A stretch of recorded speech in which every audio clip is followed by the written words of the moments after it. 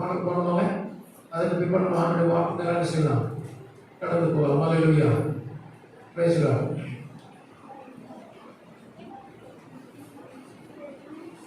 Coffee வரலையா?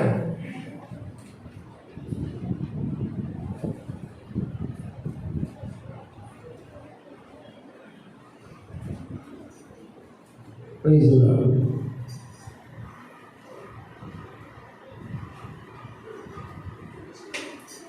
Praise the Lord.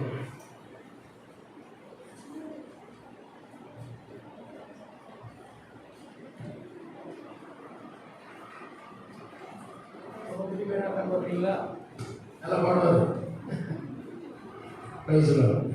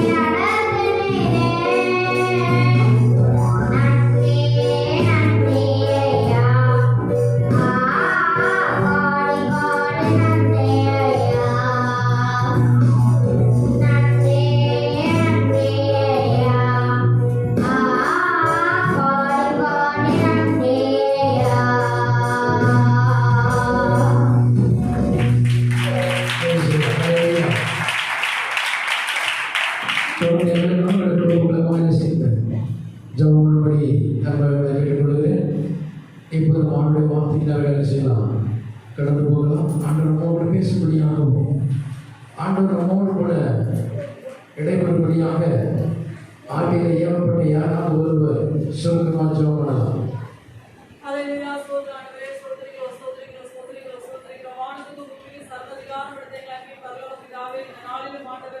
விசேஷமாக ஆண்டவரே நாங்கள் எங்களை தாழ்த்தி ஆண்டவரே சபையாக உங்க சமூகத்தில் வந்திருக்கிறோம் ஆண்டவரே. இந்த நேரம் மட்டும் நீர் எங்கள் மத்தியில் அசைவாடி கொண்டிருக்கிறீர் ஐயா. உங்க கொடாவோடு நன்றி ஆண்டவரே. பாடல் பகுதியை கர்த்தர் ஆசீர்வதிக்கிறீர் ஐயா. ஹல்லேலூயா. உங்க மகிமை பிரசன்னம் ஆண்டவரே எங்கள் மத்தியிலே கடந்து வந்ததுக்காக நன்றி ஆண்டவரே. இந்த நாளிலும் ஆண்டவரே உங்களுடைய பிள்ளைகளை ஆண்டவரே ஸ்தோத்திரிக்கிறோம். உங்களுடைய சமூகத்தில் ஆண்டவரே இந்த இடத்துல கொண்டு வந்திருக்கிறீர் ஐயா. உங்களுடைய அநாதி தீர்மானம் ஆண்டவரே ஸ்தோத்திரிக்கிறோம் ஐயா. ஹல்லேலூயா. அப்பா உங்களுடைய பிள்ளைகள் செய்கிற ஊழியர்களை கர்த்தர் ஆசீர்வதியும் ஆண்டவரே. இந்த இடத்துல வந்தது ஆண்டவரே அப்பா ஸ்தோத்திரிக்கிற எங்களுக்கும் ஆண்டவரே அப்பா ஒரு மிகுந்த ஆசீர்வாதமாக மாற்றி தருவீராக ஆண்டவரே ஸ்தோத்திரிக்கிறோம். அவருடைய குடும்பங்களை கர்த்தர் ஆசீர்வதிப்பீராக ஆண்டவரே. போக்கிலும் வரத்திலும் கர்த்தர் துணையாயிருப்பீராக ஆண்டவரே. அப்பா ஸ்தோத்திரிக்கிற இன்னும் ஆண்டவரே கர்த்தர் ஆண்டவரே இவர்களுடைய ஆண்டவரே அந்த ஜெப ஊழியத்துல இன்னும் ஆண்டவரே ஆத்துமாக்களை கொடுத்து கர்த்தர் ஆண்டவரே அப்பா கனப்படுத்தும்படியாக ஜெபிக்கிறோம் ஐயா. இந்த இடத்துல நீர் எங்களோடு பேசும் ஆண்டவரே ஸ்தோத்திரிக்கிறோம். அப்பா நாளைய தின ஆராதனை கர்த்தர் ஆசீர்வதி பெரிய காரியங்களை செய்ய எல்லா துதிகளும் மகிமையும் பற்றி செலுத்துறோம். இயேசுவின் ஜெபங்கள் செலுத்துகிறோம். ஆமென். ஹல்லேலூயா. ஹல்லேலூயா. ஆண்டவருடைய வார்த்தை வேதத்தில் சொல்லப்பட்டிருக்கிறது. வனாந்தரத்தை என்ன செய்யுமா?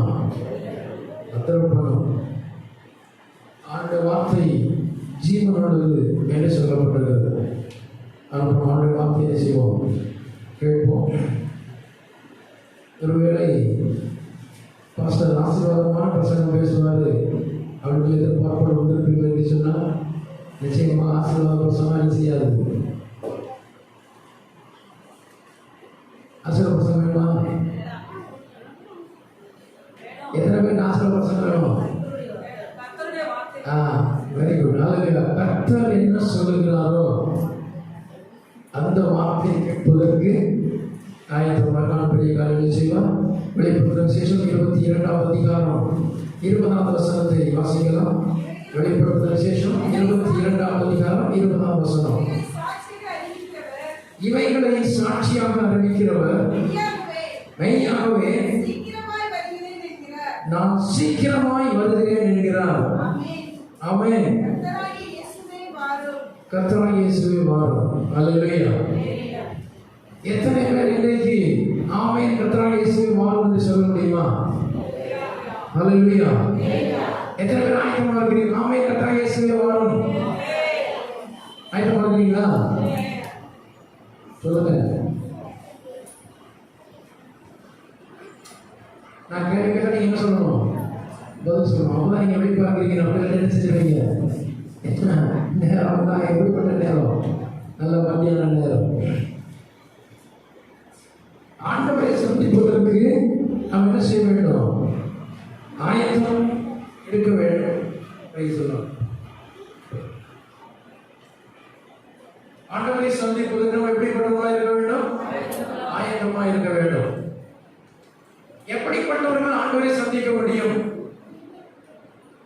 அந்த வசனத்தில் சொல்லப்பட்டிருக்கிறது, இவைகளை சாட்சியாக அறிவிக்கிறவர் மெய்யாகவே நான் சீக்கிரமாய் வருகிறேன் என்கிறார். நம்ம இன்னைக்கு என்ன தியானம் பண்ண போதுன்னா ஆண்டோட வருகை தான் தியானம் பண்ண போகிறோம். அதற்கு முன்பதாக ஆண்டு வருகை இன்னைக்கு எல்லாமே என்ன செய்வார்கள்? எல்லாரும் என்ன செய்யறாங்க? சொல்லுங்க. யாரும் வருகை காத்திருக்க இல்லையா? காத்திருக்கீங்களா இல்லையா? எல்லாருமே காத்திருக்கிறோம் தானே. ஆனா காத்திருக்கிறவர்கள் எப்படிப்பட்டவா இருக்க வேண்டும்?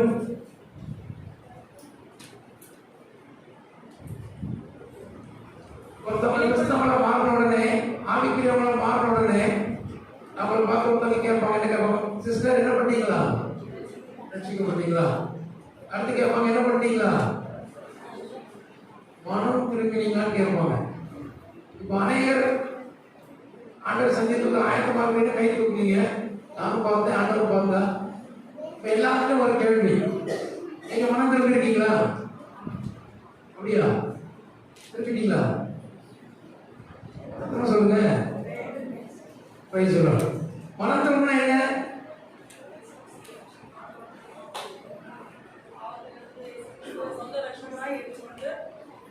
அது ரட்சிப்பு.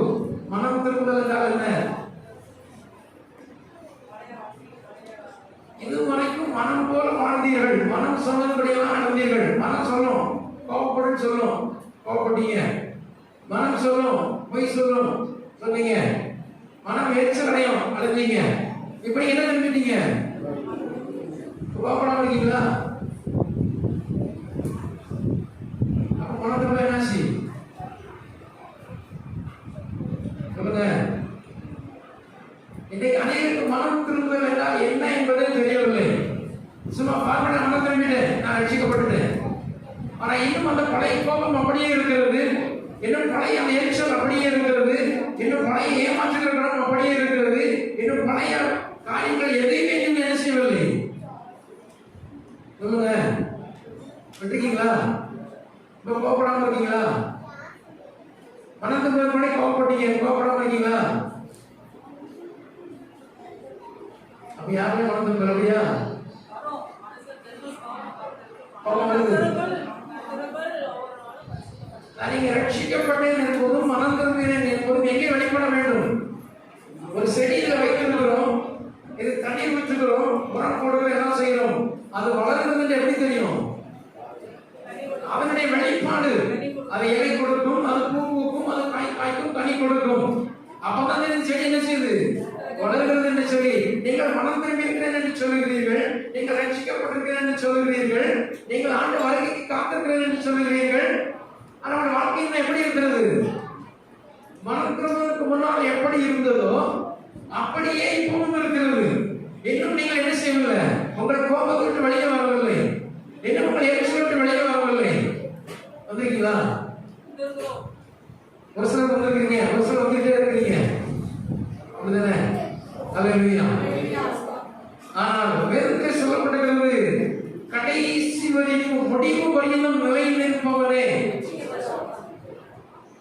நீங்க ரட்சிக்கப்பட்டதெல்லாம் உண்மை, ஞானஸ்நானம் எடுத்ததெல்லாம் உண்மை, அபிஷேகம் பெற்றதெல்லாம் உண்மை, ஆட்டக்குடிக்கு கொடுத்ததெல்லாம் உண்மை, அதுல எந்தவித மாற்றமும் கிடையாது. ஆனால் அவருடைய ஜீவியம் எதை வெளிப்படுத்திக் கொண்டிருக்கிறது? மனம் திரும்புதல். அந்த அனுபவம் என்பது பாபா அமைதியா இருக்கு, பாபா பேசாம பாப்பா. நீங்க பேசுறீங்கன்னா அங்கதான் கேட்போம், எல்லாரும் பார்ப்போம், நீங்க கேட்க மாட்டாங்க. மனம் திரும்புதல் என்பது கிறிஸ்தவ ஜீவனுடைய பேசிக். அப்படிதானே? ஒருவன் பிரபலஸ்தவை இருக்கணும்னு சொன்னால் அவன் அந்த இடத்தை விட்டு மனம் திரும்பி வருகிறது எங்க? அதற்கு அப்புறம் தான் ரட்சிப்பு, ஞானஸ்நானம், அபிஷேகம் எல்லாம் அதுக்கப்புறம். இப்ப நமக்கு முதல் அதாவது மனம் திரும்புதல் முதல் பேசிக் என்ன செய்யப்போம்? என்ன கண்டுட்டு இருக்கு? ஆட்டம் காணுது. மனம் திரும்பல. இன்னும் கண்ணோடத்தில் சண்டை போட்டுக் கொண்டிருக்கிறோம், இன்னும் வீட்டில் பிள்ளைகளுக்கு எரிச்சலை வெளிப்படுத்திக் கொண்டிருக்கிறோம், இன்னும் உடல் விசுவாசிகளை பேச முடியவில்லை. பகை இருக்கா? இருக்கு இல்ல? ஒரு சிலருக்கு இல்ல, ஒரு சிலருக்கு ஒருவேளை ஊழியக்காரர்களுக்கு மறைத்துக் கொள்ளலாம், பாஸ்டர் ஏமாத்திக்கலாம். யாரும் ஏமாற்ற முடியாது, ஆண்டவர் ஒருபோதும் ஏமாற்ற முடியாது. வெளியே பார்ப்பதற்கு தேவனுடைய பிள்ளை என்று தோற்றத்திலே இருக்கலாம், ஆனால் பிள்ளை யாரா இருந்து கொண்டிருக்கிறோம்? இன்னும் மனம் திரும்பவில்லை. மனம் திரும்ப வேண்டிய பிரகாரம் மனம் திரும்பவில்லை. ஒன்னே மனம் திரும்ப இருக்கீங்க. எப்படி? அந்த காலத்துல சபைக்கு வராமல் இருந்தீங்க, இப்போ சபைக்கு வராட்டி பாசம் அடிச்சுருவாரு, போன் அடிச்சிருவாரு. அப்பா வரல, அம்மா வரல, போன் அடிச்சு அதுக்கு பயமே அடிச்சிடும் வந்துடும். ஒரு கூட்டம் இப்படி, இன்னொரு கூட்டம் இருக்கு, பக்கத்துக்கு சொல்லத்தாங்க ஒரு கூட்டம் இருக்கு. என்ன சார் ஞாயிற்றுக்கிழமை கோயிலுக்கு போலையா? அதுக்கு காலத்தையும் பிடிச்சோன்னே எப்பா கேட்க மாட்டாங்க. உங்களை யாரும் கேட்க மாட்டாங்க, கேட்பாங்க. பக்கத்துக்கு கேட்பாங்க, சர்ச்சை போல அன்னைக்கு அந்த அளவுக்கு பயந்து போய் எங்க வர்றாங்க. அவங்களுக்கு பதில் சொல்றதுக்கு பயந்து போய் சபைக்கு ஒரு கூட்டம் இருக்கிறது. இன்னொரு கூட்டம் இருக்கு, கைக்கு பிசாசு பயந்து ஒரு கூட்டம் இருக்கு, சபைக்கு ஒரு கூட்டம்.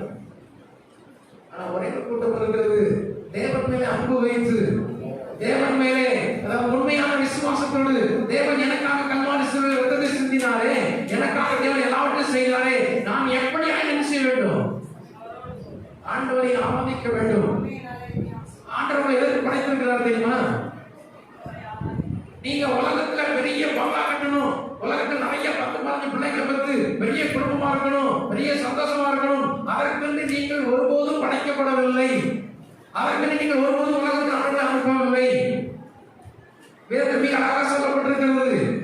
ஆண்டவர் உலகத்தில் மனிதனை உருவாக்குவதற்கு முன்பதாக பரலோகத்தில் திட்டமிடுகிறார். என்ன திட்டமிடுகிறார் என்று சொன்னால், ஆண்டவரை ஆராதித்துக் கொண்டிருந்த இந்த கேருப் என்கிற இந்த தூதனானவன் பிசாசாய் மாறினபடினாலே ஆண்டவர் அவனை வெட்டி எங்கே தள்ளிவிட்டார்? கீழே தள்ளிவிட்டார். இப்போ கீழே தள்ளிவிட்டு ஆண்டவருக்கு திட்டம் என்ன திட்டமிடுகிறார் என்று சொன்னால், இந்த அதாவது கேருப் என்பவன் தேவனை ஆராதித்துக் கொண்டிருந்தான் அல்லவா, அந்த இடத்திற்கு நாம் யாரை ஆயத்தம் பண்ண வேண்டும்? யாரை கொண்டு வர வேண்டும்? மனிதர்களை உருவாக்கி அவர்களை அங்கே கொண்டு வர வேண்டும் என்று சொல்லி ஆண்டவர் திட்டமிட்டுதான் யாரை உருவாக்கி வைத்திருக்கிறார்? உங்களை என்னை உருவாக்கி வைத்திருக்கிறார். அதனால வேதத்தில் சொல்லப்பட்டிருக்கிறது, இவர்களை நான் எனக்காக ஏற்படுத்தினேன், இவர்கள் என்ன செய்வார்கள்? என்னை துதிப்பார்கள், என்னை ஆராதிப்பார்கள் என்று சொல்லி. ஆனா இன்னைக்கு நம்ம என்ன செஞ்சு கொண்டிருக்கிறோம்? துதிக்கிற மாதிரி துதிக்கிறோம். நம்ம என்னவா இங்க இருக்கு? எப்படா பஸ் பண்ணிப்பாரு, கொஞ்சம் பசிக்கு சீக்கிரம் வீட்டுல என்ன செய்யலாம், சாப்பிடலாம் அப்படியா? ஒரே நல்ல ஆக்கிர சபையா எனக்கு ஆண்டவர் என்ன செய்யறார்? வெளிப்படுத்துகிறார். நான் அப்படினாலே நீங்க அப்படிப்பட்ட இடத்துல இருக்க மாட்டீங்கன்னு நான் என்ன செய்கிறேன்? விசுவாசிக்கிறேன். நல்ல அதாவது ஆண்டவருடைய பிள்ளைகள் என்று சொல்லப்படும் பொழுது மற்ற ஜனங்களை காட்டிலும் நம்ம எல்லாவற்றும் எப்படி இருக்க வேண்டும்? வித்தியாசத்தை நீங்கள் காண்பிக்க வேண்டும்.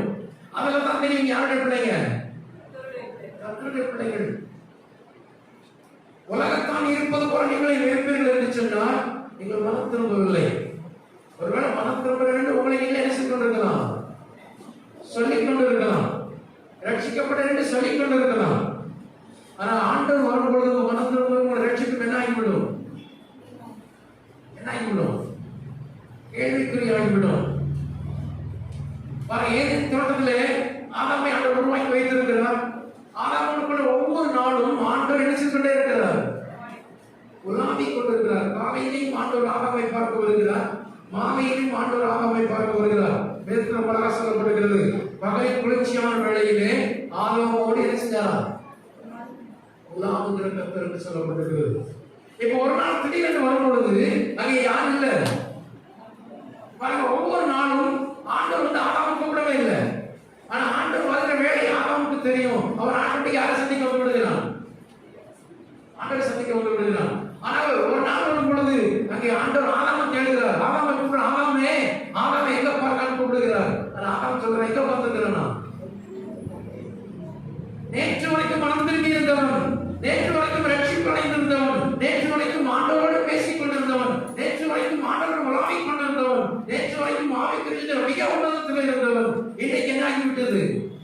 இவன் தேவனை பார்க்க முடியவில்லை, இவன் தேவனுடைய சத்தத்தை கேட்க முடியவில்லை, இன்னும் தேவன் கூட அவன் பார்க்கவில்லை. தேவனுடைய சத்தத்தை அவன் சொல்றான், தேவரே உங்களுடைய சத்தத்தை கேட்டு உண்மை பார்த்து எழுதப்படவில்லை. வேதத்தில் என்ன எழுதப்பட்டிருக்கிறது? தேவனே உங்களுடைய சத்தத்தை கேட்டு நான் எங்க ஒழித்திருக்கிறேன்.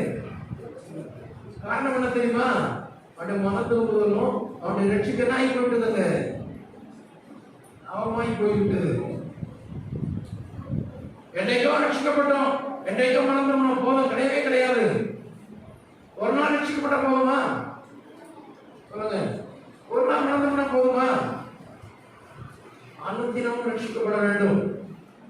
காலையில் தூக்கி முடிக்கிறோம், சாயந்தரம் தூக்க போறது வரைக்கும் எத்தனை பாவம் செஞ்சிருப்போம்? இன்னைக்கு அனைவரும் நினைச்சிட்டு இருக்கிறாங்க, கொலை பண்ணுகிறது பாவம், திருடுகிறது பாவம், இன்னும் பலவிதமான விபச்சாரங்கள் பேசித்தார்கள் செய்கிறதா பாவம். அப்படி நம்ம என்ன செய்து கொண்டிருக்கிறோம்? நினைச்சிட்டு இருக்கோம். அப்படிதானே? அப்படிதான் நினைக்கிறீங்க? வேற எப்படி நினைக்கிறீங்க? சொல்லுங்க, எது பாவம்? வேதத்திலே சொல்லப்பட்டிருக்கிறது. சாமுவேல் தீர்க்கதரிசி மிக அழகாக எழுதியிருக்கிறான், நான் உங்களுக்காக விண்ணப்பம் செய்யாதிருப்பேன், ஆனால் தேவனுக்கு என்ன செய்கிறேன்? பாவம் செய்கிறேன். அப்ப உடன் விசுவாசிக்கு நீ ஜெபம் பண்ணாலும் நீ என்ன செய்யற? நீ கொலை பண்ண வேண்டாம், நீ திருட வேண்டாம், நீ விபச்சார வயசுலாம் பண்ண வேண்டாம். உன்னோடு கூட இருக்கிற ஒரு உடன் விசுவாசிக்காக, உன்னோடு கூட இருக்கிற ஒரு பகுதியில் வாழ்கிற ஜனங்களுக்காக, உன்னை நடத்துகிற தேவ ஊழியனுக்காக நீ ஜெபம் பண்ணவில்லை என்று சொன்னா நீ தேவனுக்கு என்ன செய்கிறாயா? பாவம் செய்கிறாய். பாவம் செய்கிற ஆத்மா என்ன செய்யும்? சாகும். அப்படியான நம்ம மனம் திரும்புவதை பாதுகாத்துக் கொள்ள வேண்டும் என்று சொன்னால் ஒவ்வொரு நாளும் ஆண்டு சமூகத்தில் அமர்ந்து ஒவ்வொரு நாளும் செய்து கொண்டே இருக்கணும். மனம் திரும்பிக் கொண்டே இருக்கணும். காலையில் தூக்கி எழுப்புற ஆண்டவரே, இன்றைக்கு இந்த ஜீவித்தை என்ன செய்து கொள்ளணும்? காத்துக் கொள்ள வேண்டும். மனம் திரும்புவதற்கு ரட்சிப்பு, என்னுடைய அபிஷேகம், என்னுடைய ஞானஸ்நானம் என்ன செய்யப்பட வேண்டும்? பாதுகாக்கப்பட வேண்டும் ஆண்டவரே என்று சொல்லி என்ன செய்ய வேண்டும்? ஆண்டு சமூகத்தில் ஜெபம் பண்ணி ஆண்டவர் வருகை வரைக்கும் என்ன செய்வீங்க? இதுதான் தேவனுடைய பிள்ளைகளுக்கு அழகு. Price God. அப்படினால என்ன செய்யலாம்? இந்த மனத்தின் இந்த ரட்சிப்பையும் என்ன செய்ய காத்துக் கொள்ளுங்க. இவர் வசனத்துக்கு நேராக வருவோம். அங்கே சொல்லப்படுகிறது, இவைகளை சாட்சியாக அறிவிக்கிறவர் என்ன செய்கிறாராம்? சீக்கிரமாய் வருகிறார். ஆண்டவர் வருகிறது யாருக்காக தெரியுமா? எத்தனை பேருக்கு தெரியும்? எத்தனை பேருக்கு தெரியும் ஆண்டவர் வருகிறது? தெரியுமா தெரியாதா?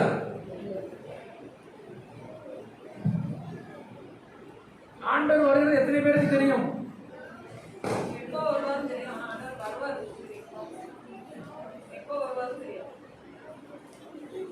இப்ப நான் உங்களுக்கு புரிந்து கொள்ள முடியாத ஒரு காரியத்தை சொல்லுகிறேன். அருமையான உங்க பாஸ்டர் இருக்கிறார் சரிங்களா? இப்ப நான் ஒரு இடத்துல அந்த பாஸ்டருக்காக உட்கார்ந்து காத்துக் கொண்டிருக்கிறேன். யாரை பார்க்க வேண்டும் என்று சொல்லி. யாரை பார்க்கணும்?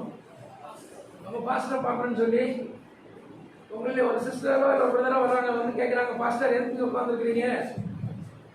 அப்போ நான் என்ன சொல்லுகிறேன்?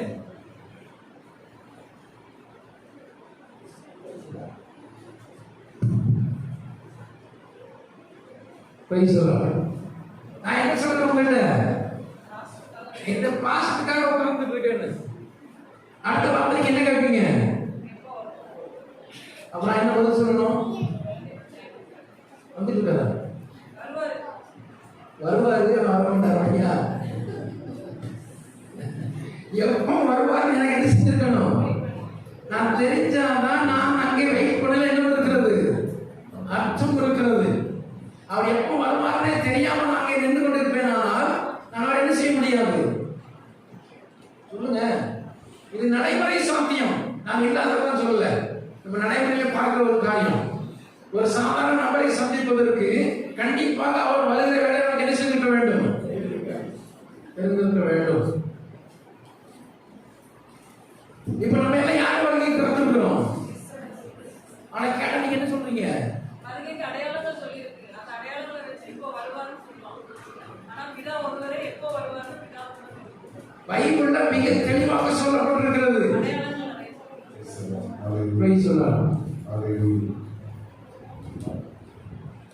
வேதத்துல மிக தெளிவாக சொல்லப்பட்டிருக்கிறது. என்ன சொல்லப்படுதுன்னா, ஆண்டவர் வருகிற நாளையாவது அறியாதபடியினால் விழித்திருந்து சொல்லுங்க. அவர் வரும் நாளையாவது நாளிகையாவது அறியாதபடியினால். சரி, ஓகே. அருமையான வசனத்தை சொன்னாங்க சிஸ்டர். அங்கே ரெண்டு காரியம் மாத்திரம் தான் தெரியாமல் என்று சொல்லப்பட்டிருக்கிறது. நாளும் நாளைக்கு என்ன தெரியுமா உங்களுக்கு? இதுதான் என்னது? செகண்ட். இதுதான் தமிழ்ல பேர் என்னது? நாளிகை. இந்த நாள் என்பது ஒரு நாள். இது நமக்கு யாருக்கு என்ன செய்யும்? தெரியும். ஆமா. இப்ப நம்ம காலத்தின் கணக்குல இந்த நாளிகையும் நாள் மட்டும்தான் இருக்கா? புஸ்தகம் 63வது அதிகாரம் 4வது வசனத்தை வாசிக்கலாம். புஸ்தகம் 63வது அதிகாரம் 4வது வசனம். நீதியை சரிக்கட்டும் நாள் என் மனதில் இருக்கிறது. என்ன வந்ததா?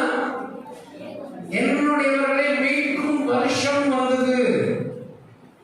ஆனா அங்கே சொல்லப்பட்டது நாளும் நாளிகையும் தெரியாது. அந்த நாளும் நாளிகை தெரிய வேண்டிய அவசியம் இல்லை. அது ஏன் அங்கே எழுதி வைத்திருக்கிறார் என்று சொன்னால், பூமி என்ன ஷேப்ல இருக்கிறது? படிச்சது இல்லையா? உருண்டை குளோபா இருக்கிறது. எங்கே போனாலும் காலை நேரம் மத்தியான நேரத்தில் உட்கார்ந்து கொண்டிருக்கிறோம். அமெரிக்க தேசத்தில் இப்பொழுது எப்போ என்ன நேரம்? நடு இரவு. எல்லாம் ஒரே பைபிள் தான் எழுதி கொடுத்திருக்கிறார். உங்க காலத்தில் என்ன பைபிள் இருக்கிறதோ இதே பைபிள் தான் அவர்களுடைய மொழியிலே என்ன செய்யப்பட்டிருக்கிறது? இருக்கப்பட்டிருக்கிறது.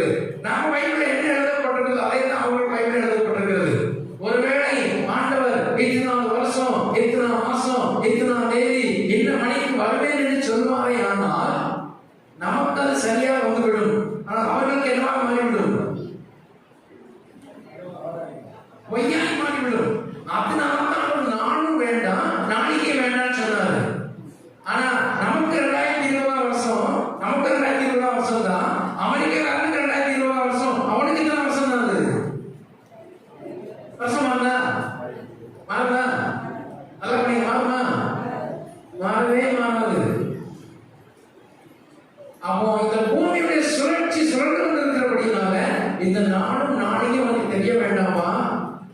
ஏசாயா சொன்னாரு, என்னுடையவர்களின் வீட்டிலும் வருஷம் என்ன செய்தது வந்தது. இப்ப நான் முதல்ல சொன்னேன், நான் அருமையான பாஸ்டராக காத்து கொண்டிருக்கிறேன், பாஸ்டர் வருகிற நேரம் நாளைக்கு நான் தெரியலன்னு சொன்னா நான் என்ன செய்ய முடியாது, சந்திக்க முடியாது. இப்பொழுது ஆண்டவர் சொல்லி வைத்து விட்டார், எப்ப அந்த நாளும் நாளைக்கு உனக்கு தெரிய வேண்டாம், அவனுக்கு என்ன தெரியணும், வருஷம் தெரிஞ்சிருக்குமையா, நம்ம வருஷம் சொல்லி இருக்கோம். சொல்லுங்க, இருக்குமா இருக்க மாட்டோமா, இருக்குமா இருக்க மாட்டோமா? இப்ப எந்த வருஷமே தெரியல, என்னைக்கு அரசு சொன்னாங்க எப்போ ஆண்டவர் அப்படி நமக்கு என்ன செய்ய முடியாது, ஆயத்தமாக முடியாது. அங்கே மத்திய 25ஆம் அதிகாரத்திலே ஆண்டவர் மிக சொல்லி வைத்து விட்டார், 10 கன்னிகைகள் ஆயத்தமாக இருந்தார்கள். 10 கன்னிகைகள் ஆயத்தமாக சொல்லப்படுதா? 10 கன்னிகைகள் காத்திருந்தார்கள். ஆனால் 5 பேர் எப்படி இருந்தார்கள், ஆயத்தமாக இருந்தார்கள். பெற்ற 5 பேர் என்னவா இல்லை, அவர்களும் வருகைக்கு தான் காத்திருந்தார்கள். கவனிக்க வேண்டும், அவர்களும் ரட்சிக்கப்பட்டவர்கள், அவர்களும் அபிஷேகம் பண்ணப்பட்டவர்கள், அவர்களும் தேவனுக்காக வாழ்ந்தவர்கள், அவர்களும் தேவனுக்காக கொடுத்தவர்கள், அவர்களும் தேவனுக்காக எல்லாவற்றையும் செய்தவர்கள். ஆனா என்ன இல்லை, ஏன் ஆயத்தம் தெரியுமா? அவர்கள் ஆண்டவர் வருகிற வேலை என்ன செய்யவில்லை, அறியவில்லை. இன்றைக்கு சபை, எல்லா சபையும் அப்படித்தான் இருக்கிறது. ஆண்டவர் வருகிறார் என்று சொல்கிறார்களே தவிர ஆண்டவர் எவ்வாறு செய்யல. வேதத்துல ஆண்டவர் வருகிற வருஷத்தை குறித்து தெளிவாக தெரிவித்திருக்கிறார். ஆனால் யாரும் என்ன செய்ய மாட்டாங்க, என்ன செய்ய மாட்டாங்க, பிரசங்கிக்க மாட்டாங்க. ஆண்டவர்களை வருகைக்கு ஆயத்தம் பண்ணினபடினாலும், ஆண்டவர்களை பரலோக ராஜ்யத்திற்கு நியமித்தபடினாலும் என்னை கொண்டு வந்திருக்கிறார். அல்லேலூயா. இல்லைன்னா நாங்கள் வருகிறதில்ல, வாய்ப்பு இல்லை. நாங்க சபையாக போய் பிரசங்கம் பண்றது அழைப்பு தான் போவோம். மற்ற சபை என்ன செய்யறது இல்லை, பப்ளிக் மீட்டிங்கும் பப்ளிக் கூட்டம் பெருசாக நடத்துறது இல்லை. என் ஆண்டவர் சொல்றாரு, அமைதியா எங்க உட்காந்துரு, எங்க உட்காந்துரு, அறை வீட்டுல உட்காந்துரு. ஏன்னு சொன்னா நம்ம வேதத்துல சொல்லப்பட்டிருக்கிறது, பரலோகத்துக்கு நியமிக்கப்பட்ட ஒரு சின்ன கூட்டம். என்ன கூட்டமா? சின்ன கூட்டம் பரலோகத்துக்கு நியமிச்சிருக்கிறார். பெரும் கூட்டம் எங்க போய் கொண்டிருக்கிறது, நரகத்துக்கு அழிவுக்கு ஓடி கொண்டிருக்கிறது. அந்த சிறு கூட்டத்தை போட்டு உட்கார வச்சு அவர்களை ஆயத்தப்படுத்திக் கொண்ட வருகைக்கு ஆயத்தமாக, இந்த காலகட்டத்தில் நான் வந்து விடுவேன், நீ ஆயத்தமாக ஆயத்தப்படுத்திக் கொண்டிருக்கிறார். உங்களை நேசித்தபடினாலும், உங்களுடைய சபையாக நேசித்தபடினாலும் அந்த காரியத்தை சொல்லும்படியாக நான் நேசிக்கிறாங்க கொண்டு வந்திருக்கிறார். அல்லேலூயா. எனக்கு 1.5 மணி தான் டைம் கொடுத்துருக்குறாங்க. இப்போதான் பிரசங்கமே ஆரம்பித்திருக்கிறோம். அதுக்குள்ள 1.25 ஆயிடுச்சு. 15 நிமிஷம் சொல்லணும்னு தெரியாது. நான் வேகமாக கடந்து போகிறேன். நீங்கள் கவனமாக கேட்பீர்கள் என்று சொன்னால் உங்களுக்கு காரியங்கள் புரிய வரும். இல்லைன்னு சொன்னா என்ன செய்யாது, உங்களுக்கு புரியாது. அல்லேலூயா. ஆண்டவர் தன்னுடைய பிள்ளைகளை வரையில் ஆயத்தம் பண்ணி கொண்டிருக்கிறார். எப்படி ஆயத்தம் பண்ணி கொண்டிருக்கிறார் என்று சொன்னால், வெளிப்படுத்த விசேஷம் 1ஆம் அதிகாரம் 1-3 வசனங்களை வாசிக்கலாம். சீக்கிரமாய் சம்பவிக்க வேண்டியவைகளை தன்னுடைய ஊழியக்காரருக்கு காண்பிக்கும் பொருட்டு தேவன் இயேசு கிறிஸ்துவுக்கு ஒப்புவித்ததும், அவர் தம்முடைய தூதனை அனுப்பி தம்முடைய தூதனாகிய யோவானுக்கு வெளிப்படுத்தினதுமான விசேஷம். அல்லேலூயா. அங்கே முதல்ல சொல்லப்பட்டிருக்கிறது, சீக்கிரமாய் சம்பவிக்க வேண்டியவைகள். இந்த உலகத்திலே ஆண்டவர் வருகைக்கு முன்பதாக எவைகளெல்லாம் சீக்கிரமாய் சம்பவிக்க போகிறது என்று சொல்லி நான் வேகமாக சொல்லிக் கொண்டு போகிறேன். நேரம் இல்லாதபடினாலே அங்கே சொல்லப்பட்டிருக்கிறது, 7 விதமான சபைகள் உலகத்திலே ஸ்தாபிக்கப்படும். எபேசு, சிவனா, பெர்கமு, சர்தை, பிலதெல்பியா, லவோதிகா, 7 விதமான சபைகள் உலகத்திலே செய்யப்படுவாங்க, ஸ்தாபிக்கப்படும். இந்த 7 விதமான சபைகள் எப்பொழுது ஆரம்பிக்கப்பட்டது? முதல் சபை இயேசு கிறிஸ்து பரலோகத்துக்கு ஏறி போன 50ஆவது நாள் எங்கே ஆரம்பிக்கப்பட்டது? எருசலேமில் ஆரம்பிக்கப்பட்டது. முதல் சபை. அப்பொழுதுதான் முதல் சபை காலம் ஆரம்பமாகிறது. இங்கே சொல்லப்பட்டிருக்கிறது 7 விதமான சபைகள் சொல்லப்பட்டிருக்கிறது. ஒவ்வொரு சபைக்கும் ஒவ்வொரு குறிப்பிட்ட காலங்களை வைத்திருக்கிறார். எபேசு சபையின் காலம் ஒரு குறிப்பிட்ட காலம், செவனா சபையின் ஒரு குறிப்பிட்ட காலம், பெர்கமு சபை, தியத்திரா, சர்தை,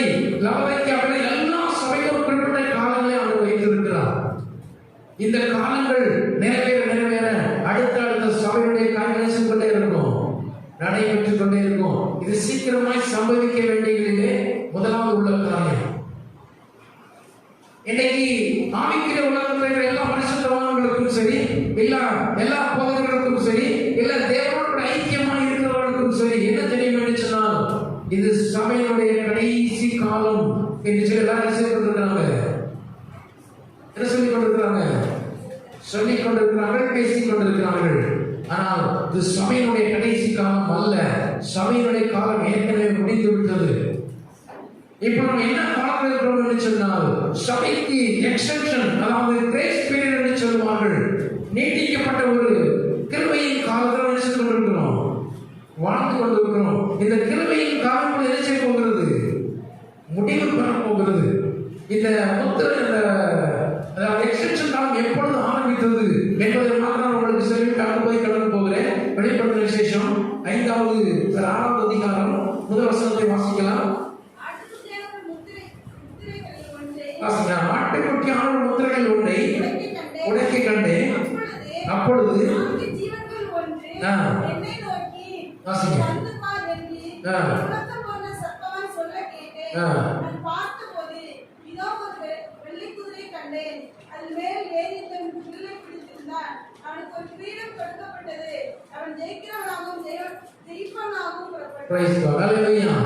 இங்கே சம்பவம் சொல்லப்பட்டிருக்கிறது. அதாவது முதலாவது சபையின் காலம் சீக்கிரத்தில் சம்பவிக்க வேண்டியவர்கள். இப்பொழுது சபையின் காலம் முடிந்துவிட்டது. நீங்க சொல்லலாம், எப்படி பாஸ்டர் சபையின் காலம் முடிந்துவிட்டது என்று சொல்லுகிறீர்கள் என்று சொல்லி. இந்த வார்த்தையை நான் உங்களுக்கு விளக்கம் சொல்லும் பொழுது இந்த கேள்விக்கு ஒரு பதில் கிடைக்கும். அங்கே யோவான் பார்க்கிறான், ஆட்டுக்குட்டியானவர் தன்னுடைய கரத்தில் ஒரு புஸ்தகத்தை வைத்திருக்கிறார். அந்த புஸ்தகம் என்ன செய்யப்பட்டிருக்கிறது, முத்திரை போடப்பட்டிருக்கிறது. எத்தனை முத்திரை இருக்குது, 7 முத்திரை போடப்பட்டிருக்கிறது. இப்பொழுது அங்கே யோவானுக்கு சொல்லப்படுகிறது, இந்த முத்திரையை உடைக்கிறதுக்கு ஆளே இல்லை அப்படின்னா யோவான் என்ன செய்யலாம், அழுதுறான். அப்பொழுது யோவானுக்கு சொல்லப்படுகிறது, நீ யாரப்பா, இந்த முத்திரையை உடைப்பதற்கு ஒருவர் என்ன செய்திருக்கிறார், பாத்திரமானாய் இருக்கிறார். யார் அவர், இதுதான் முத்திரை சிங்கம் இயேசு கிறிஸ்து. இந்த முத்திரையை உடைப்பது என்ன செய்திருக்கிறார், பாத்திரமானாய் இருக்கிறார் அப்படின்னு சொல்லி என்ன செய்யறாங்க சொன்ன பொழுது ஆட்டுக்குட்டியான முத்திரைகள் உடனே என்ன செய்யறாங்க, உடைக்கிறார். உடைக்கின்ற பொழுது யோவான் பார்க்கிறான். என்ன பார்க்கிறான், ஆட்டுக்குட்டியான ஒரு முத்திரைகள் உடைத்த பொழுது அங்க என்ன வெளிப்பட்டதா, வெள்ளை குதிரை வெளிப்பட்டது. என்ன வெளிப்பட்டது, வெள்ளை குதிரை வெளிப்பட்டது. அடுத்து சொல்லப்பட்டிருக்கிறது, அந்த குதிரையில யார் உட்கார்ந்திருக்கிறார், ஒரு மனிதன் உட்கார்ந்திருக்கிறான். குதிரை எதற்கு அடையாளம் சொல்லுங்க, குதிரை யாரும் பார்த்தது இல்லையா? குதிரை படையே இருக்கும். எங்க இருக்கும், சண்டை போடுறதுக்கு. குதிரைன்னு சொல்லுங்க என்னதான் ஞாபகத்துக்கு வரணும், யுத்தம். அடுத்து சொல்லப்பட்டிருக்கிறது, அந்த குதிரைக்கு கலர் கொடுத்துருக்காங்க. என்ன கலர் கொடுத்துருக்காங்க, வெள்ளை கலர். வெள்ளை கலர் எதற்கு அடையாளம், ஆவிக்குரிய உலகத்துல வெள்ளை கலர் பரிசுத்தத்துக்கு அடையாளம். உலக பிரகாரம் வெள்ளை கலர் அடையாளம் சமாதானத்துக்கு. 2 தேசத்துல யுத்தம் நடக்குன்னு சொன்னா சமாதானத்துக்கு என்ன கலர் புறா பறக்குவாங்க, வெள்ளை புறா இல்ல வெள்ளை கொடி கட்டுவாங்க. இது சமாதானத்துக்கு அடையாளம். அப்படியானா ஒரு குதிரை சமாதானத்துக்காக யுத்தம் பண்ண போகிறது. இந்த வசனத்தின்படி ஒரு மனுஷன் அது மேல ஏறி இருக்கிறான். அவனுக்கு என்ன கொடுக்கப்பட்டிருக்கிறது, ஒரு கிரீடம் கொடுக்கப்பட்டிருக்கிறது. அவன் கரத்தில் என்ன இருக்கிறது, ஒரு வில் இருக்கிறது. அவன் ஜெயிக்கிறவனாகவும் ஜெயிப்போம். நம்ம என்ன தெரியுமா, அவனுக்கு என்ன கிடையாது, தோல்வியே இல்லை. சண்டை போட்டா கண்டிப்பா ஒண்ணு தோல்வி இருக்கணும், இல்லாட்டி என்ன இருக்கணும், வெற்றி இருக்கணும். ஆனா ஆண்டவர் இங்கே சொல்றாங்க என்ன கிடையாது, தோல்வியே கிடையாது. அவங்க வசனத்துல விளக்கம் என்னவென்று சொன்னால், ஒரு மனிதன் சமாதானத்துக்காக யுத்தம் பண்ணுவான். அவனுக்கு என்ன கிடையாது, தோல்வியே கிடையாது. அங்கே சொல்லப்பட்ட யோவான் பார்க்கிறான், அவர் முத்திரையை உடைத்து விட்டார். இந்த சம்பவம் உலகத்தில் எப்பொழுது நடந்தது சொன்னால் 1914 4வது வருஷம் 8வது மாசம் இந்த சம உலகத்திலே நடந்தது. நமக்கு எல்லாத்துக்கும் படித்தவர்களுக்கு தெரியும், அதுவும் ஹிஸ்டரி படித்தவங்களுக்கு நிறையாவே தெரியும். என்ன தெரியும் என்று சொன்னால், நம்ம உலகம் முழுசும் ஆளுகை சேர்க்கிற அமைப்பு வைத்திருக்கிறாங்க. என்ன அமைப்பு தெரியுமா உங்களுக்கு? ஐக்கிய நாடுகள் சபை, இன்னொரு சபை இருக்கிறது, யுஎன்ஓ. அதற்கு பேர் கேள்விப்பட்டிருக்கீங்களா? யுஎன்ஓ, ஐக்கிய நாடுகள் சபை. இந்த சபைக்கு ஒரு நாட்டை போல எல்லா அதிகாரமும் உண்டு. அவர்கள் படை வைத்திருக்கிறார்கள், அவர்கள் யுத்தம் பண்ணுவார்கள், எல்லாமே செய்வார்கள். ஏனென்று சொன்னால் அவருடைய பிரதான நோக்கம் என்ன தெரியுமா? 2 நாட்டுக்கு சண்டை போட்டாங்கன்னா அவங்க என்ன எதுக்கு வந்துடுவாங்க? உள்ள சமாதானம் பண்றது அவங்க வருவாங்க. அவங்களுடைய வேலை என்னதான்? சமாதானம். எல்லா நாட்டு போர் வீரர்களும் அந்த போர் படையில இருப்பார்கள். நம்ம இந்திய தேசத்துடைய வீரர்கள் அங்கே இருக்கிறாங்க, பாகிஸ்தான் தேசத்து வீரர்கள் அங்கே இருக்கிறாங்க. உலகத்துல எந்தெந்த நாடுகள் இருக்கிறதோ அத்தனை நாட்டு வீரர்கள் அங்கே இருப்பார்கள். அப்படி இருக்கின்ற பொழுது ஒரே நாட்டுக்காரன் சொல்லுவானா? சொல்ல மாட்டான். அது மாத்திரமல்ல, இவருடைய நோக்கம் என்னதான்? சமாதானத்துக்காக யுத்தம் பண்ணுவார்கள். இப்ப கூட சில இடங்கள் நடந்து கொண்டிருக்கிறது. அதாவது இஸ்ரேலுக்கும் பாலஸ்தீனாவுக்கும் பயங்கரமான சண்டை. மத்தியஸ்தமனைக்கு யார் போயிருக்கா? ஐக்கிய நாடுகள் சபை. நம்ம பாகிஸ்தானுக்கும் இந்தியாவுக்கும் சண்டை நடக்கும்போது மத்தியஸ்தமனைக்கு யார் வகை கொடுத்தாங்க? ஐக்கிய நாடுகள் சபை. காரணம் என்னவென்றால் வேதத்தில் அழகாக சொல்லப்பட்டிருக்கிறது, இது வெள்ளை குதிரை, இது சமாதானம் பண்ணுகிற ஒரு குதிரை, இது யுத்தம் பண்ணுகிற ஒரு குதிரை. எதற்காக? சமாதானத்துக்காக. அது யுத்தம் பண்ணுமா? அதாவது ஆயுதத்தை பிரயோகம் பண்ணும். எதற்காக என்று சொன்னால் அவசியப்படுமையானால். இப்ப என் இடத்துல கத்தியோ அது போல படக்கிறது தெரிஞ்சுக்கலாம், வெட்டிடலாம். ஆனா வில் அப்படிங்கிறது பாக்குறீங்களா? யாராவது வில் எப்படி இருக்கும்? ஒரு பெரிய ஆட்சி மாதிரி கம்பு கட்டிருப்பாங்க, கை கட்டிருப்போம். இங்க அதுக்கு மாட்டில் அம்புக்கு வச்சிருப்பாங்க, அம்புக்குள்ள வச்சிருப்பாங்க. இதை எடுத்து இதை வச்சு இதை குறிப்பாக அடிக்கிறதுக்கு எவ்வளவு நேரம் ஆயிடும்? 10 நிமிஷம் ஆயிடும். அது அர்த்தம் என்ன? சமாதானம் பண்ணுவதற்கு யுத்தம் பண்ண வேண்டிய அவசியம் இருக்குமே. ஆனால் அந்த அமைப்பு யுத்தம் பண்ணும். ஐநா சபை முதல்ல இதெல்லாம் பண்ண மாட்டாங்க, ஒரு சமரசம் தான் பேசுவாங்க. எப்ப 2 பேர் சண்டை போடாத, 2 பேர் உட்காந்துச்சு பேசி சமாதானம் சொல்லுவாங்க. இல்ல இதனால சமாதானம் ஆகாது, சமாதானம் ஆகாமல் முரண்டு பிடிக்குமே சொன்னால் யுத்தம் பண்ணுவதற்கு ஐநா தேசத்தினுடைய படை எங்கே வரும்? களத்துக்கு வரும். இதுதான் வசனத்தினுடைய வெளிப்பாடு. எல்லா தேசத்துடைய போர்கள் அங்கே இருக்கிறபடினால, அமெரிக்க தேசத்துடைய போர்கள் அங்கே இருக்கிறார்கள், இங்கிலாந்து தேசத்துடைய போர்கள் அங்கே இருக்கிறார்கள். அப்படினால இந்த ஐநா சபையுடைய படையை ஒரு நாளும் தோற்கடிக்க என்ன செய்யாது? முடியாது, தோற்கடிக்க விட மாட்டாங்க. சரியாக நிறைவேறுதா? அவன் ஜெயிக்கிறவனாகவும் ஜெயிப்பவனாகவும் புறப்பட்டான். இது எப்போ இந்த ஆர்கனைசேஷன் ஃபார்ம் பண்ணாங்கன்னு சொன்னா 1914 வருடம் 8வது மாதம். இதற்கு முன்பதாக சபையின் காலங்கள் முடிந்து விட்டது. 7 விதமான சபை காலங்கள் முடிந்து விட்டது. இப்பொழுது முத்திரையின் காலத்தில் நாம் வாழ்ந்து கொண்டிருக்கிறோம். இது எவ்வளவு நாட்கள் நீடிக்கும் என்று சொல்லப்படுமையானால் வெளிப்பட்ட விசேஷம் 8வது அதிகாரம் முதல் வசனத்தை வாசிக்கலாம்.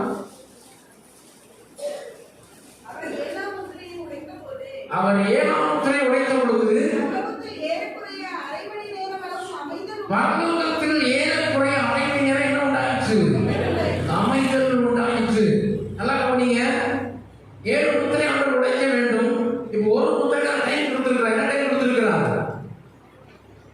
அரை மணி நேரம். எங்க அரை மணி நேரம்? பரலோகத்தில் அரை மணி நேரம். பரலோகத்தில் அரை மணி நேரம் வந்துச்சுன்னா உலகத்தில் எத்தனை மணி நேரம் தெரியுமா உங்களுக்கு? தெரியுமா? 90ஆம் சங்கீதம் 4வது வசனம் நினைக்கிறேன், வாசிக்கலாம்.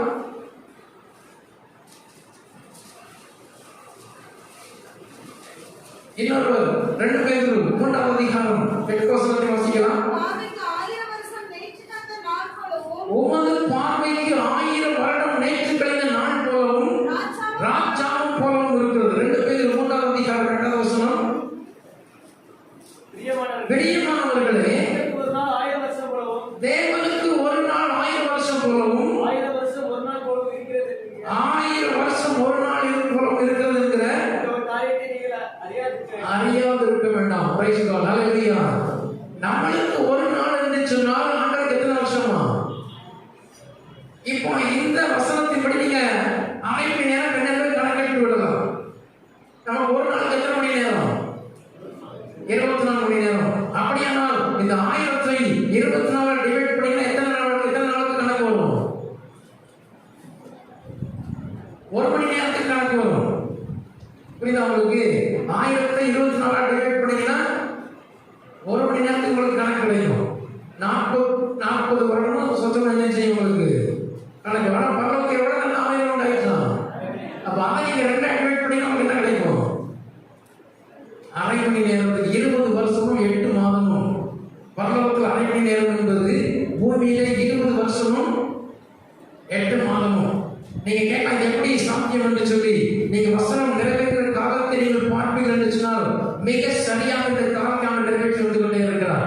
நான் சொன்னேன் 1914 வருஷம் 8ஆம் மாசம் இந்த முதல் முத்திரை உடைத்து இந்த வெள்ளை முத்திரை வெளிப்பட்டது. 1914 வருஷம் 8ஆம் மாசம் தான் இந்த ஈரோ ஃபார்ம் பண்ணப்பட்டது உலகத்துல. அதை உடன்படிக்கை பண்ணி கிட்டத்தட்ட உலகத்தில் இருக்கிற 17-18 நாட்களுடைய அதிபர்களை கையெழுத்திட்டார்கள். நம்முடைய தேசத்தின் அதிபராக இருந்த அப்பொழுது பிரதமராக இருந்த ஜவஹர்லால் நேரு, நான் கையொப்பம் பண்ண மாட்டேன், அணிசேரா கொள்கை புதுசாக என்ன செய்தாருங்க ஆரம்பித்து அவர்களை கையெழுத்திடவில்லை. ஆனால் மற்ற நாடுகளாம் கையெழுத்திட்டது. ஆனால் இப்பொழுது இந்தியாவை இணைந்து விட்டது. இப்பொழுது ஐக்கிய நாடு சபையில் உறுப்பினர்களாக இருக்கிறார். இது ஆரம்பிக்கப்பட்ட வருடம் 1914. அப்போ இந்த 8ஆம் ஒரு முத்திரை காலங்கள் 20 வருடம் 8 மாதங்கள் கணக்கின் அடிப்படையில் பார்ப்போம் என்று சொன்னால் 2ஆம் முத்திரை ஆண்டவர் 20 வருஷம் 8 மாசங்கள் செஞ்சிருக்கணும், உடைச்சிருக்கணும். நீங்க 2ஆம் முத்திரை வசனங்கள் வாசிக்கலாம். 6ஆம் அதிகாரம் 6ஆம் அதிகாரம் 3 வசனங்கள் வாசிங்க.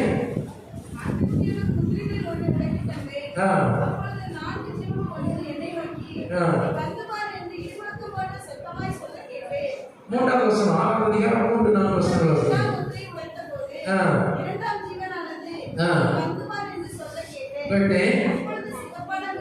சிவப்பான வேறொரு குதிரை புறப்பட்டது.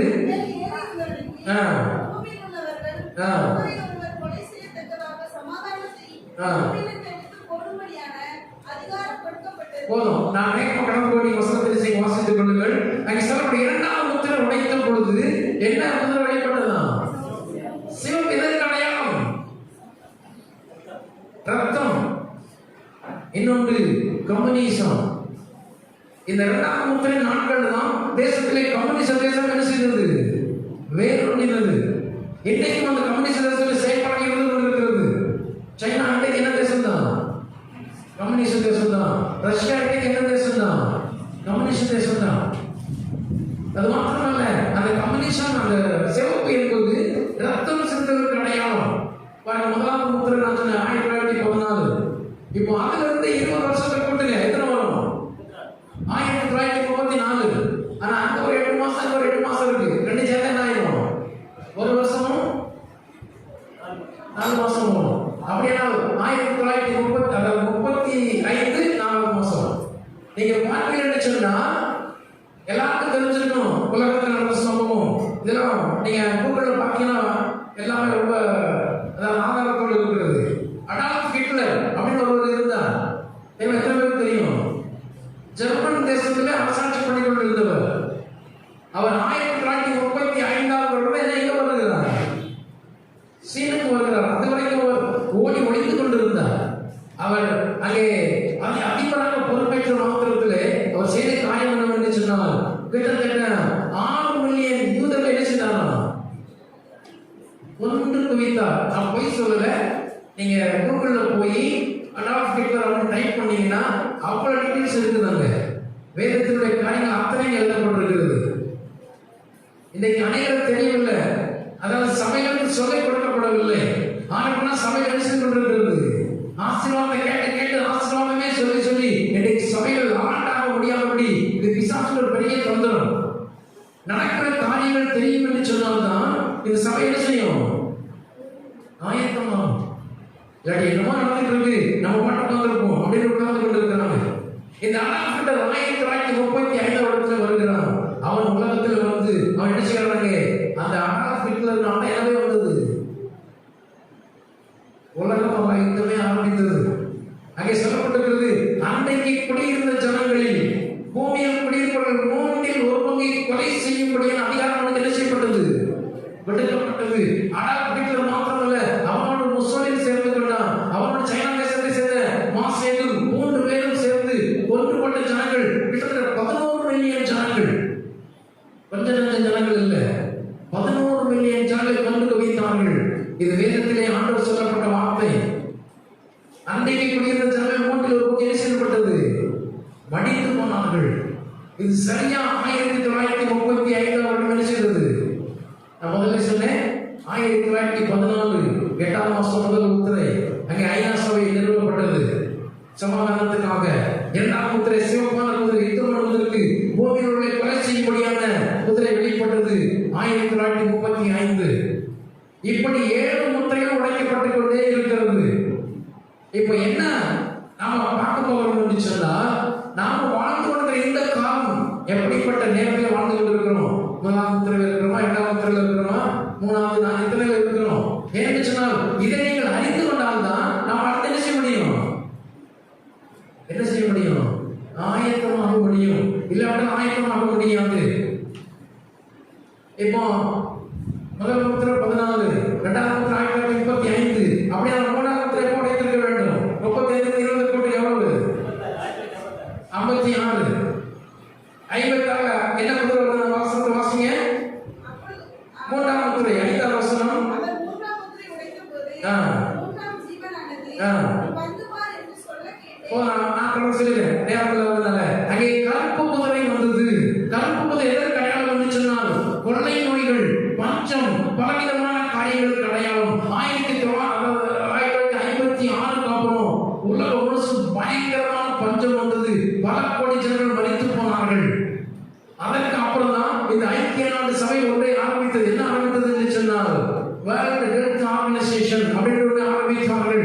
இதற்கு வேலை என்ன என்று சொன்னால், பஞ்சம் எந்த தேசத்தெல்லாம் வருகிறதோ, எங்கெல்லாம் ஜனங்கள் பஞ்சத்தால் மடிந்து போகிறார்களோ, அந்த ஜனங்கள் மடிந்து போகாதபடி எந்த தேசத்தில் விளைச்சல் அதிகமாக இருக்கிறதோ அங்கே இருந்து அதை வாங்கி கொண்டு எங்கே கொடுப்பார்கள், பஞ்சத்திலே வாழ்ந்த தேசத்துக்கு கொடுப்பார்கள். இதுதான் அந்த அமைப்பினுடைய வேலை.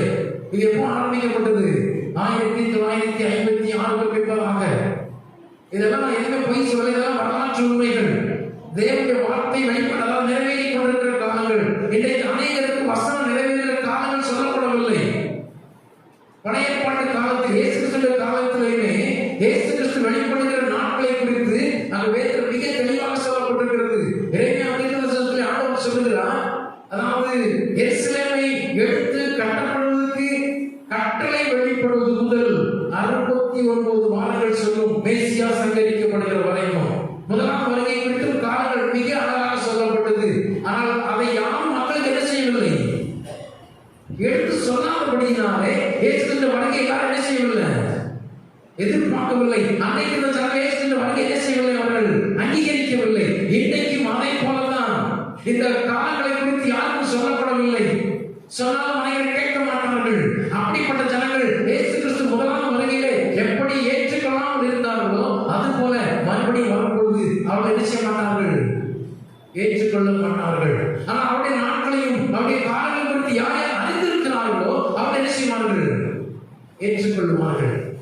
இப்ப 3ஆம் முத்திரை 1956. இப்ப அதில் திருப்பி கொண்டுங்க 20 வருடங்கள் 1977 76 அந்த காலம் என்ன சொல்லப்படுது, அடுத்த வசனத்தை வாசிக்கலாம். 4ஆம் முத்திரை 7ஆம் வசனம். அவர் 4ஆம் முத்திரை உடைத்த பொழுது சத்தத்தை கேட்டேன். நான் பார்த்த பொழுது மங்கிற நிறமுள்ள ஒரு குதிரையை கண்டேன். அது மேகங்களுக்கு மரணம் என்று பெயர். பாகாரம் அவன் சென்றது. பட்டத்தினாலும் பஞ்சத்தினாலும் சாவினாலும் பூமியை துஷ்ட மிருகங்களினாலும் பூமியை காட்மங்களுடைய கொலை செய்யும் அதில் செய்யப்பட்டது. அங்கே நிறைய காரியங்கள் சொல்லப்பட்டிருக்கிறது. பஞ்சம், பசி, பட்டினி, கொள்ளை நோய். இன்றைக்கு பாருங்க, தேசம் அனுபவித்துக் கொண்டிருக்கிறோம். இந்த லாக்டவுன் என்னதான் கொடுத்தாங்க, கொள்ளை நோய். இப்ப மாத்திரம் கொள்ளை நோய் அல்ல. இந்த வசனம் எப்பொழுது அங்கே முத்திரை உடைக்கப்பட்டதோ அப்பத்திலிருந்து கொள்ளை நோய் இருக்கிறது. உலகத்திலே பேட்ச் பேட்சா வந்து கொண்டே இருக்கிறது. முத்திரையுடைய காலத்தை நம்ம வெளிப்படுத்திக் கொண்டிருக்கிறது. மங்கின நிறம் பஞ்சத்தையும் யுத்தத்தையும் நாசத்தையும் மோசத்தையும் மரணத்தையும் இது என்ன கொண்டிருக்கிறது, வெளிப்படுத்திக் கொண்டிருக்கிறது. இப்போ 4வது முத்திரை 5வது முத்திரை உடைக்க போறார். 5வது முத்திரை உடைக்க எத்தனை வருஷம் பாச்சு பாருங்க. 76 வருஷம் போட்டீங்கன்னா 96. நீங்க கரெக்டா பார்த்தா 97 டிசம்பர் வரும். ஆமா 97 டிசம்பர் வரும். கரெக்டா கனெக்ட் பண்ணீங்கன்னா 20 வருஷம் 4 மாசம் 8 மாசம் கணக்கு வைத்துக்கோங்க. இதை கரெக்டா 1914 8ல இருந்து கரெக்டா 20.8 கனெக்ட் பண்ணிட்டு வந்தீங்கன்னா சரியா 1997 டிசம்பர் வந்து முடியும். இப்ப நான் சொல்லுகிறேன், 5வது முத்திரை உடைத்த பொழுது அங்கே யோவான் பார்க்கிறான். என்ன பார்க்கிறான்னு சொன்னால் பலிபீடத்தை பார்க்கிறான். அங்கே பலிபீடத்தை என்ன காட்சி காண்கிறான்னு சொன்னால் இயேசு கிறிஸ்துவின் சாட்சி நிமித்தமாக, இயேசு கிறிஸ்துவினுடைய சுவிசேஷத்தின் நிமித்தமாக கொலை செய்யப்பட்ட இரத்த சாட்சிகளாய் மரித்த ஆத்மாவை நான் கண்டேன். அவர்கள் தேவனை நோக்கி என்ன சொன்னாலும், ஆண்டவரே எங்களுடைய இரத்தத்தின் நிமித்தம் எதுவரைக்கும் நீதி செய்யாமல் நியாயத்தீர்ப்பு செய்யாமல் இருப்பீர் என்று சொல்லி இந்த ஆத்மாவை யாரை கூப்பிடுகிறது, ஆண்டவர் நோக்கி கூப்பிடுகிறது. அப்பொழுது ஆண்டவர் அவர்களுக்கு அழகான ஒரு பதில் சொல்கிறார். என்ன சொல்கிறார்? அங்க சொல்லப்படுகிறது, அவர்களுக்கு வெள்ளை அங்கிகள் கொடுக்கப்பட்ட ஆண்டு சொல்றாருப்பா, நீங்க அமைதியாக காத்துருங்க. இன்னும் உங்களை போல கொலை செய்யப்பட வேண்டிய உங்கள் சகோதரர்களின் தொகையும் என்ன செய்யவில்லை, நிறைவாகவில்லை. அது வரைக்கும் காத்துங்கள் என்று சொன்னார். இந்த 5வது முத்திரையின் காலம் என்னவென்று சொன்னால் பயங்கரமான, அதாவது ப்ரோசிக்யூஷன், அதாவது உபத்திரவம். நமக்கு நல்லா நம்ம தேசத்துல 1998 வருஷம் கிரகம் ஸ்டைன் தெரியுமா? எத்தனை கேள்விப்பட்டிருக்கீங்க? ஜீப்ல உயிரோடு வைத்து அவரையும் அவருடைய பிள்ளைகளை என்ன செய்தார்கள், கொளுத்தினார்கள். பல ரத்த சாட்சிகள் அந்த வருடத்தில் மறித்தது. பலவிதமானவர்கள் இந்த தேசம் மாத்திரமல்ல, உலகம் முழுவதும் ரத்த சாட்சிகள் எண்ணற்றவர்கள் மறித்தார்கள். காரணம் என்ன? இந்த முத்திரையுடைய வெளிப்பாடு. 5வது முத்திரை 20 வருடங்கள், அதாவது 97 டிசம்பர் 98 ஆரம்பம் என்று சொன்னால் அது 20 வருஷம். எத்தனை வருஷம் ஆச்சு? 2018. இப்போ நம்ம எத்தனை வருஷத்துல இருக்கிறோம்? 21 வந்துட்டோம். அப்படியானால் 5வது முத்திரை காலம் என்ன செஞ்சிருச்சு, நிறைவடைந்து விட்டது. அநேக இரத்த சாட்சிகள் மறித்திருக்கிறார்கள். நம்ம கூட நிறைய, அதாவது இந்த கல்ஃப் கட்டெல்லாம் பார்த்தோம். உயிரோடு வைத்து என்ன செய்தார்கள், கழுத்தை அறுத்தார்கள். பார்த்துருக்கீங்களா? கழுத்தை அறுத்து அங்கே அதை கடலில் கலந்தார்கள். இதெல்லாம் வாட்ஸ்அப்ல யூடியூப்ல பார்த்தீங்கன்னா பார்க்கலாம். அந்த வருஷத்தை செக் பண்ணி பாருங்க. 98 இருந்து 2018 தான் இருக்கும். வேற ஒரு நாட்டில் எவ்வளவு கொடுமை நடந்திருக்காது. ஏனென்று சொன்னால் அந்த ரத்த சாட்சி தொகை நிறைவாக வரைக்கும் இந்த ஆண்டு அனுமதித்தான். அந்த கிரகம் ஸ்டைன் கொடுக்கப்பட்ட அந்த நாட்டிலே நான் ஆண்டுகள் கதறி அழுத, ஆண்டவரே ஏன் இப்படி அனுமதித்தீர் என்று சொல்லி ஆண்டு வசனத்தை தருப்பா. நீ அழுகணும் நல்லதுதான், ஆனா இது என்னால் நியமிக்கப்பட்ட ஒரு காரியம். இது ரத்த சாட்சி அனுமதிக்கப்பட்ட ஒரு காலகட்டம். இந்த 20 வருஷங்கள் எப்படிதான் இருக்கும். நீ தொடர்ந்து ஜெபம் பண்ணி கொண்டு அவர்களுக்காக, அவருடைய குடும்பத்துக்காக ஜெபம் பண்ணு. ரத்த சாட்சியாக மறித்துக் கொண்டேதான் இருப்பார்கள் என்று சொன்னார். இப்போ முடித்து விட்டது. இப்போதான் நீங்க ரொம்ப சான்றாக இருக்க வேண்டும். வேறு சொன்னால் ஆண்டவர் 5வது முத்திரை, அதாவது முடிவு காலத்துக்கு பிற்பாடு 6வது முத்திரை உடைக்கிறார். எதற்காக என்று சொன்னால் அந்த 5வது முத்திரையுடைய ஜனங்களுக்கு சொல்லப்பட்டது, நீங்க அமைதியாக காத்துருங்க, இந்த தொகை நிறைவாக வரைக்கும் சொல்லி. இப்போ தொகை நிறைவாக இருக்கிற என்ன நடந்ததுன்னு சொல்லி அங்க நம்ம வாசிக்கலாம். 6வது முத்திரை உடைத்ததுன்னு சொல்லி வாசிங்க. அவர் 6வது முத்திரை 12வது வசனம். 6வது முத்திரை உடைத்த பொழுது பூமி மிகவும் அதிர்ந்தது, சூரியன் கருப்பு கம்பளி போல கருத்தது, சந்திரன் ரத்தமும் ஆயிற்று, அத்திமரமானது பெருங்காற்று அசைக்கப்படும் பொழுது அது காய்கள் உதிர்கிறது போல வானத்தின் நட்சத்திரம் எல்லாம். இது எதை சொல்லப்பட்டிருக்கிறது என்று சொன்னால் பூமியிலே ஆண்டவரால் பயங்கரமான உபத்திரவம் என்ன செய்யப்படும், அனுப்பப்படும், கட்டமைக்கப்படும். இன்னைக்கு உலக விஞ்ஞானிகளும் உலகத்தில் இருக்கிற ஆராய்ச்சியாளர்களும் மண்டை பிடிச்சிட்டு இருக்காங்க. உலகத்துக்கு என்ன நடக்க போகுதுன்னு தெரியல. பலவிதமான ஆபத்துகளை சொல்லிக் கொண்டிருக்கிறாங்க. பயங்கரமான வீடுகள் வந்து கொண்டிருக்கிறது. நான் பொய் சொல்லல, உண்மை சொல்லிக் கொண்டிருக்கிறேன். 2019 ரஷ்ய தேசத்தில் வீடுகள் வந்து விழுந்தது. நீங்க யூடியூப்ல பாத்தீங்கன்னா எல்லாமே இருக்கு, காட்சிகள் இருக்கிறது. இதெல்லாம் ஏன் நடக்கிறது? தேவன் தம்முடைய கோபாக்கினை செலுத்துவதே அகேன்ஸ்ட் இருக்கிறார். 6வது முத்திரையின் காலத்தில் கடந்து வந்திருக்கிறார். அதுல பயங்கரமான கொள்ளை நோய், அதுல பயங்கரமான மரணங்கள்,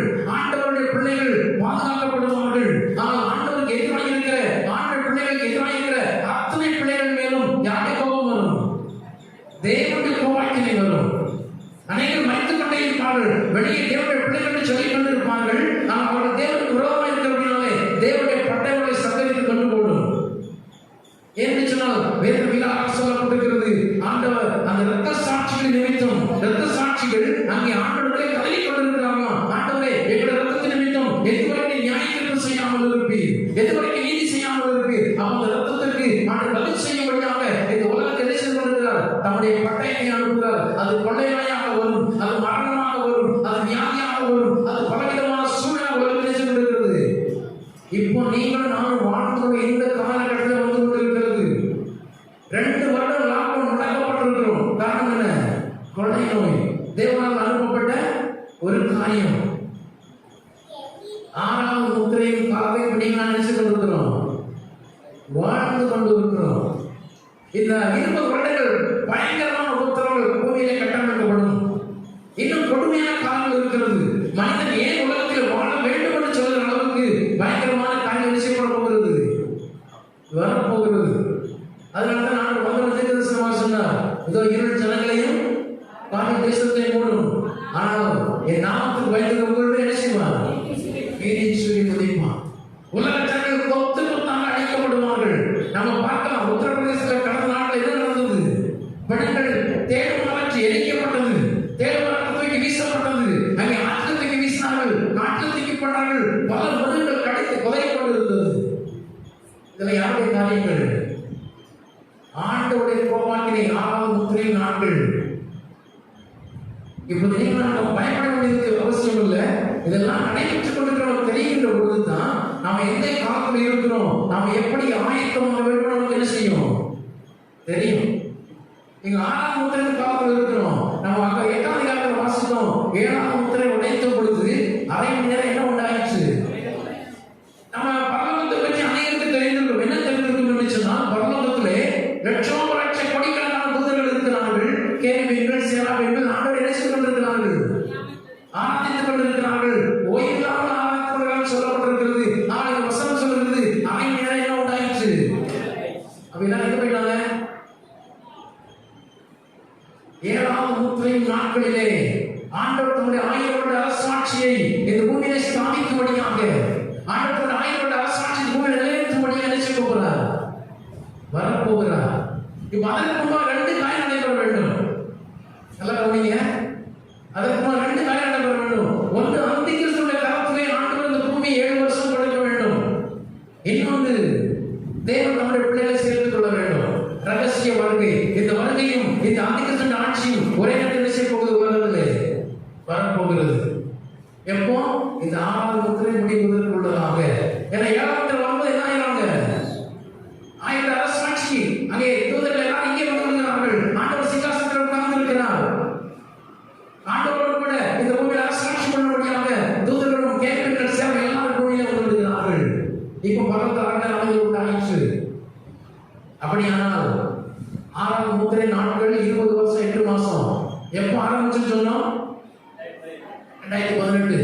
அப்போ 2018 இந்த 7 வருஷம் அந்திகிறிஸ்து நாடு கண்டிப்பா கொடுத்து ஆகணும். அப்போ இந்த 20 வருஷம் 7 லட்சம் எத்தனை வருஷம் ஆச்சு? எத்தனை? 13 வருஷம் ஆச்சு. 2018 இருந்து 13 வருஷம். இப்போ 2018 எத்தனை வருஷம் வந்திருக்கோம்? 19, 23 வருஷம் தாண்டி வந்துட்டோம். அப்படின்னு எத்தனை வருஷம் தான் இருக்கு? 10 வருடங்கள். இந்த 10 வருடங்களுக்குள்ளாக தேவன் நம்முடைய பிள்ளையை ரட்சிக்க போகிறார். இது என்னைக்கு போனால் என்ன கேட்கற பிரச்சனை இல்லை, நமக்கு அவசியம் இல்லை. அது என்னைக்கு அவர் வந்துட்டு போறார். ஆனா வருடங்கள் கணக்கு வைத்த மிக தெளிவாக சொல்லப்பட்டிருக்கிறது. என்னுடைய மீட்பு வருஷம் வந்தது.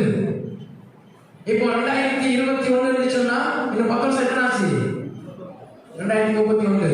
அதற்குள்ள ஆண்டு சொல்லுவார். அதற்கு என்ன சொல்லப்பட்டிருக்கிறது? பரிசுத்தமானவன் பரிசுத்தமாகட்டும், அசுத்தமானவன் அசுத்தமாகட்டும். அல்லேலூயா.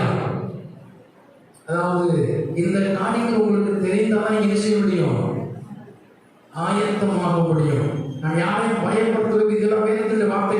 எதுவுமே என்னுடைய சொந்த கதையோ என்னுடைய எழுத்துக்கள் எதுவுமே கிடையாது. எல்லாமே வேதத்தினுடைய வார்த்தைகள். இந்த வார்த்தைகள் அனைவருக்கும் சொல்லிக் கொடுக்கப்படாதபடினாலே இன்றைக்கு சபை ஆயத்தமாகவில்லை. இன்றைக்கு சபை அனலில்லாமல் பிள்ளைகளால் இருந்து கொண்டிருக்கிறது. ஆனால் உங்களுடைய சபைக்கு தேவனுடைய வார்த்தையாளர் சொல்லிவிட்டார், நீ ஆயத்தமாக வேண்டிய யாருடைய வேலை? யாருடைய வேலை? உங்களுடைய வேலை. இது 10 வருடங்களுக்குள்ளாக தேவன் நம்முடைய சபை என்ன செய்வார்? எடுத்துக்கொள்வார். அந்த எடுத்துக்கொள்ளும் படகு எப்படி இருக்கும் என்பதை மாத்திரம் நான் வேகவசனம் கடந்து போய் விடுகிறேன். அன்னைக்கு சீஷர்கள், அதாவது இயேசு கிறிஸ்து மரித்த பொழுது என்ன செய்தார்கள்? அழுது புறம்பிக் கொண்டிருந்தார்கள். எங்கே? வேறு வீட்டிலே. இப்பொழுது மணியாலும் அங்கே அவருடைய கூட இருந்த பெண்கள் வந்து சொல்கிறார்கள், இயேசு கிறிஸ்து என்ன செய்து விட்டார்? உயிர் தெழுந்து விட்டார் என்று சொல்லி நாங்கள் அவரை என்ன செய்தோம்? பார்த்தோம் என்று சொன்னார்கள். இப்போ இவர்கள் நம்பவே இல்லை. இவர்கள் எல்லாரும் பயன்பெற்ற கூட என்ன செய்து கொண்டிருக்கிறாங்க? ஆண்டவர் ஆராய்ந்து கொண்டிருக்கிற பொழுது பயங்கர நடுக்கத்தோடு இருக்கின்ற பொழுது அங்கே சொல்லப்படுகிறது, ஆண்டவர் தாமே அவர்கள் நடுவே என்ன செய்தாங்க? எனக்கு இவர்களுக்கு சமாதானம் என்று சொன்னார். சொல்லிட்டு சீசர்கள் கடிந்து கொண்டார். ஏன் விசுவாசிக்கல, ஏன் நம்பல, அவர் அநேக காரியங்களை சொல்லிவிட்டு அங்கே சொல்லப்பட்டிருக்கிறது, இந்த சீசர்களை ஆண்டவர் கூட்டிக் கொண்டு எருசலேமிலிருந்து ஒரு நாள் பிரயாணத்துமான ஒலிவ மலைக்கு ஆண்டவர் என்ன செஞ்சு போனாரு? யார் கூட்டிட்டு போனாரு? யார் கூட்டிட்டு போனாரு? நல்லா கவனிங்க. இயேசு கிறிஸ்து சிலுவையில் அறையப்பட்டது எருசலேமிலே. இயேசு கிறிஸ்து சிலுவையில், அதாவது வாரிசுகளை சுமந்தது எருசலேமிலே. அங்கே பிலாத்து இருந்தான், அங்கே ஏரோது இருந்தான், அங்கே பலவிதமான பிரதான ஆசாரியர்கள் அண்ணா எல்லாரும் இருந்தார்கள். அவர் சிலுவையில் அடிக்கப்பட்ட பொழுது எல்லாருடைய பரியாசங்களை எல்லாருடைய பார்த்தார்கள். ஆனால் அவர் உயிரோடு எழுந்த பொழுது யார் மட்டும் அவரை பார்த்தார்கள்? அந்த அண்ணாவும் பார்க்கவில்லை, காய்மாவும் பார்க்கவில்லை, ஏரோதும் பார்க்கல, பிலாத்தும் பார்க்கவில்லை. ஆனா யார் மட்டும் பார்த்தாங்க? ஏன் சீசன் மட்டும் பார்த்தாங்க? அவர்கள் ஆண்டுடைய பிள்ளைகளாக இருந்தபடினால. அது போனால் இப்பொழுது மறுபடியும் ஆண்டு வரும் பொழுது யார் யார் தேவனுடைய சீசனாக இருக்கிறார்களோ அவர்கள் மாத்திரமே ஆண்டவரை பார்க்க முடியுமே தவிர உலக ஜனங்கள் ஆண்டவரை பார்க்க முடியாது. உலக ஜனங்கள் ஆண்டவரை கண்கள் தெரிய மாட்டான். உலக ஜனங்களுக்கு ஆண்டவர் வெளிப்பட மாட்டான். உலக ஜனங்களுக்கு ஆண்டவர் வெக்கால சத்தமே கேட்காது. நல்ல வேதான அழகாக வைத்து விட்டான். எஸ்ரேல் வழியாக அவர் கூட்டிட்டு போறார். யார? சீசர்களோடு அவர் நடந்து போனார். ஆனால் ஒருத்தர் அவரை பார்க்க முடியவில்லை. காரணம் என்னவென்றால் அவர் உலகத்தான். ஆனா அதுக்குள்ள மறுபடியும் ஆண்டவர் வரும் பொழுது இந்த உலகம் உங்களை காணாது என்றால் அவர்கள் உலகத்தார்கள். ஆனா நீங்கள் நாம் அவரை பார்ப்போம். ஏன்? நாம தேவனுடைய பிள்ளைகள். அல்லேலூயா.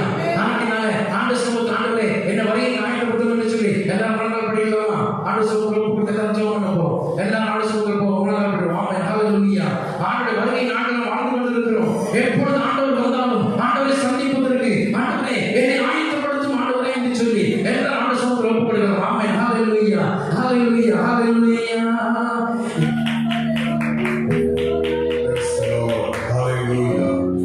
நன்றியோடு உம்மை துதிக்கிறோம். நன்றியோடு உம்மை துதிக்கிறோம். நன்றியோடு உம்மை துதிக்கிறோம்.